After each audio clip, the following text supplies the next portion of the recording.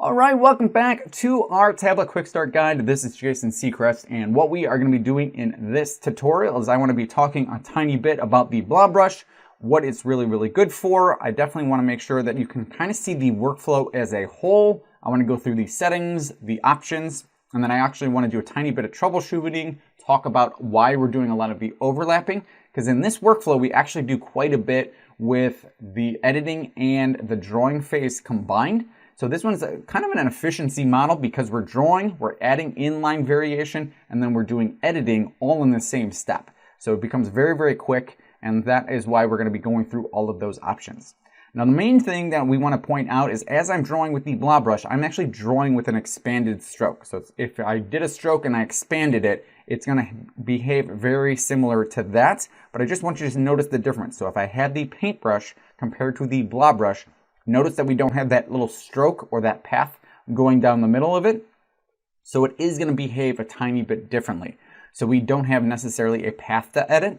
So I have to do quite a few things with my settings, and then I also have to do a few things for troubleshooting. And it's all about being able to edit. So I really want to stress that as we go through this. You will see that the settings aren't going to be, we don't have that many settings, but it is going to play into how we are going to be editing at the later steps. So again, well, let's just touch base on why would we be adding on pressure. And this one is usually I want a hand-drawn look, or I want to mimic my style on paper. So like if I was doing my comic strip style, this would be my go-to. So I'm going to be mimicking a brush pen. I'm going to get that hand-drawn look back.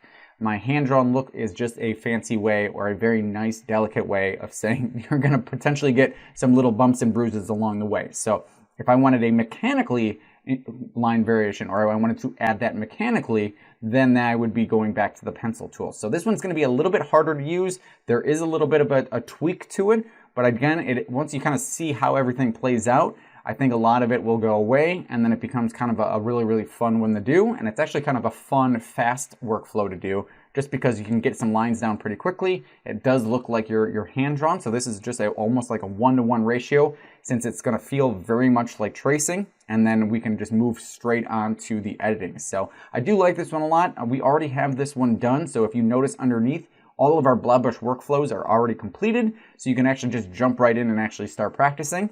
But we want to go through this just so you can kind of see the main concepts here, so you can kind of make sense of it a little bit more. Now on the top, let's just go through the top section, and that is going to be keep selected and then that merge only with selection. What we are doing is controlling how the Blob Brush merges together.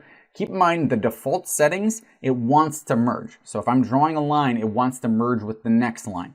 So it's almost like if I was doing it for coloring and not a stroke, then I would want either both of these on or both of those off. Since I'm controlling the ability that I don't want it to merge, notice that I have keep selected. I have that one turned off. So it's the opposite kind of what we were doing with the pencil tool. So as I draw the line, I don't want it to select, and then I only want it to merge when I select things. Now that is not the end-all be-all. So notice that the kind of over on the side, I still have to be aware of anytime I'm highlighting, or especially after I'm done editing, usually things will highlight, and so that means it could be still merging.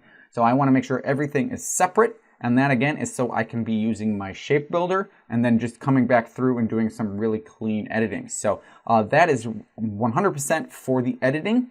The bad news about that top section is if you get it wrong, the fix is deleting it and starting again. So I want to stress that one a whole lot. And the nice part is if you want to just fix it right now and then just go click keep selected, turn that one off, merge only with selection, keep that one on, then you never have to worry about that one again.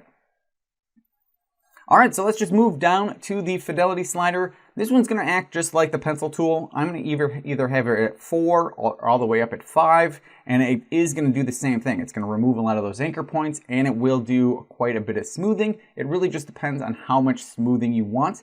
I find on the Blob Brush, usually that 4 setting is a little bit more towards what I'm looking for. If I bump it all the way up, it will modify my line a little bit more than I would want. So I do kind of bounce between that 4 and 5 setting. So I do like that. There is a potential that we still would have to come back through with the smooth tool and or a simplified path and remove some things. So whenever we add in pressure, So there is a potential that we would have to come back through and actually clean those up. So if you notice that I'm just looking at the Blob Brush options down at the bottom, the size, this is all going to be personal preference. So we'll kind of go through, especially in all the Blob Brush workflows, I go through and we just practice different ones so you can kind of see how it reads out. But the main one is that pressure.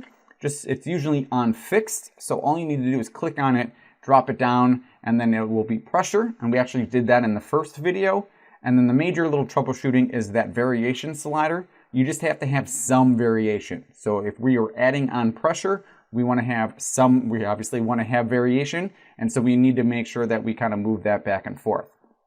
So if I do a tiny bit of troubleshooting here, notice the middle thumbnail for the brush size. So there's two on the left and right side, depending on the video. You might or may not be able to see the little tiny one.